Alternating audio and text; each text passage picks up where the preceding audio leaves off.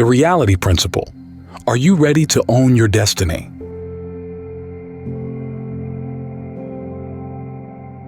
Those 5 reflections we chanted just now were subject to aging, illness, death, and separation, yet we have karma as our refuge. Actually, that's only a part of the contemplation that the Buddha recommended.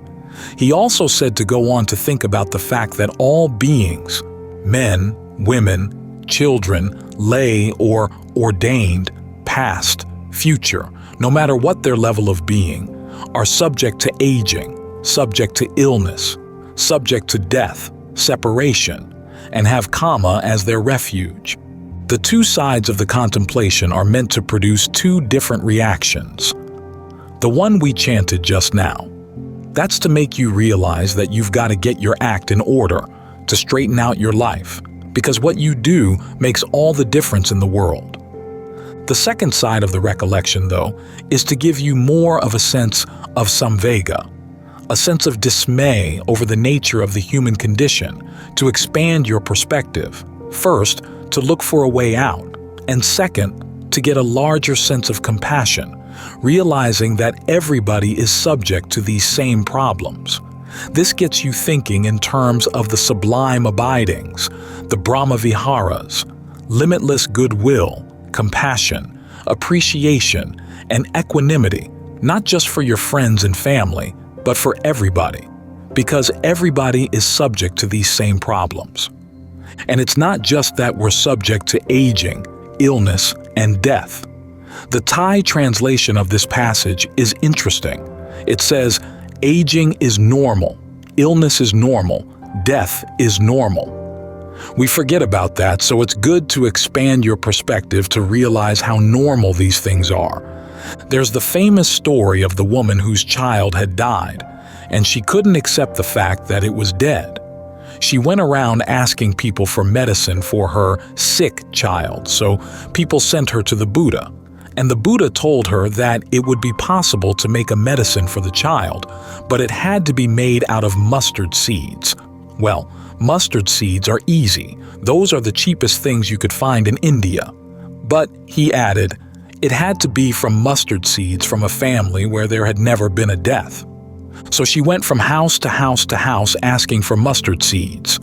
Everybody was willing to give her mustard seeds, but when she added the condition, they'd say, "Oh no, we've had a death. My mother's died, my father's died, my grandparents, aunts, uncles, children had died." Ultimately, it hit home that her child was dead. She was willing to accept it because she realized this was a normal part of the human condition.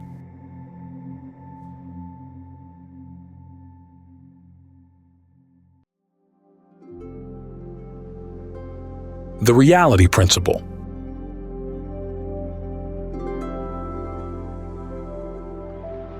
If we had a decent education system, it would teach us how to deal with aging, illness, and death, but we don't have much training in that.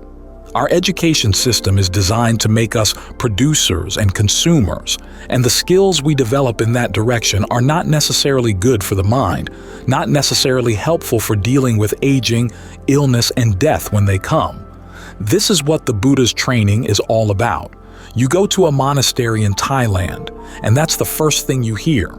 We're all subject to aging, illness, and death. And the lesson is how to learn not to suffer in the face of these things. We're all subject to separation. How do we not suffer in the face of that? Those are the real issues. This where the teaching on equanimity is important. It's the brahmavihāra that helps prevent the other brahmavihāras from causing us to suffer. We want all living beings to be happy. We see that some are suffering and we want to help them. Sometimes we can, but often we can't. That's where equanimity has to come in, to put your mind in a larger frame of reference, that we're all subject to our actions. So the question is, what can you do? Equanimity does not teach there's nothing you can do. It simply points out the areas where you can't do anything so that you can focus on the areas where you can be of help. It's basically a reality principle. Notice in the statements for the 4 brahmavihārās, the first 3 start out, "May all beings be happy, may they not be deprived, may they be released from stress and suffering." It's may. It's a wish, but equanimity is the reality principle. All beings are the owners of their actions. There's no may in there at all. It's just a statement of fact. So you take that as your foundation for looking to see where you can be of help, both in terms of your own suffering and the suffering of other people. Then you can act accordingly. That's when you can actually be helpful. One of the principles of equanimity is simply to accept the fact that aging, illness, death, and separation are normal. The question is how not to suffer around these things. That's something you can do something about. You know the teaching about the man shot with one arrow who then shoots himself with another arrow. The first arrow is the pain that comes with having a body, having a mind. These things are inconstant, stressful, and not self. That's the first arrow, when pain comes up. But then there's the second arrow, and it's not just one more arrow. Often it's hundreds of arrows that we shoot ourselves with as we get all wound up around the suffering. Those are not necessary. And those are the ones that really cause suffering, really place a big burden of the mind. If we didn't have those other arrows, the first arrow on its own wouldn't reach the mind. Our misunderstandings, our tendency to get all upset around the suffering, those are the arrows that really hurt, based on craving and ignorance. So those are the ones we want to learn how not to shoot ourselves with, because when we stop shooting ourselves with those, then there's no suffering at all. So you have to sit down and face the fact of aging, illness, and death. These things are inevitable. We haven't gotten past them. So what do? The Buddha says there are 4 reasons why death scares us, has us in fear. One is attachment to the body. The second is attachment to sensual pleasures. The third is the knowledge that we've done cruel and harmful things to other people, to other beings, and the fear that after death we're going to be punished for it. And then the fourth is not having seen the true Dharma, having doubts about the true Dharma.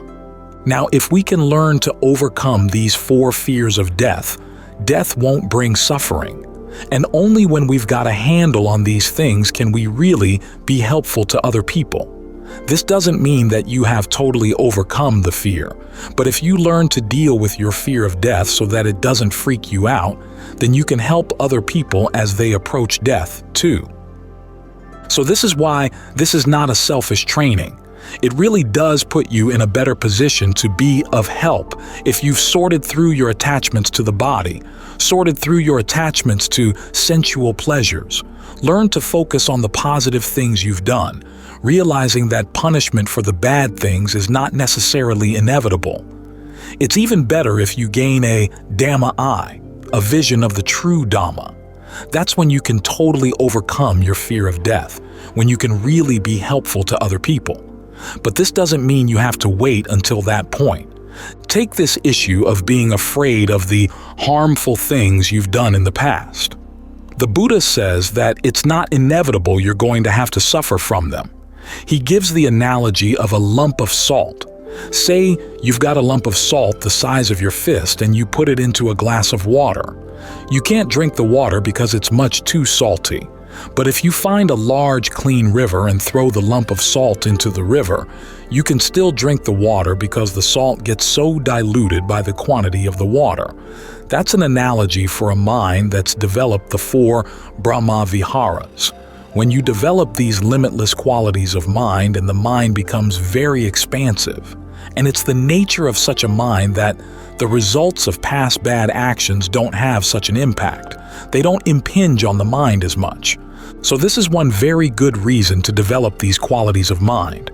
When the results of past bad actions come, they don't hit you as hard, and you can train other people who are ill or close to death in the same skill.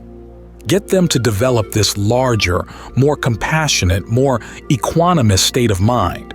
You can start by reminding them of their generosity, the good things they've done for other people in the past, the bad things they've avoided doing. These are forms of generosity. These are forms of compassion and goodwill because they open up the mind and make it more expansive. When the mind is in a more expansive state, the amount of suffering grows less. So it's good to develop these qualities in the mind. One way of developing them is to learn how to develop the same attitudes toward your breathing. Have goodwill towards your breathing, compassion, appreciation, equanimity for your breathing. In other words, allow the breath to be comfortable so you can have a foundation.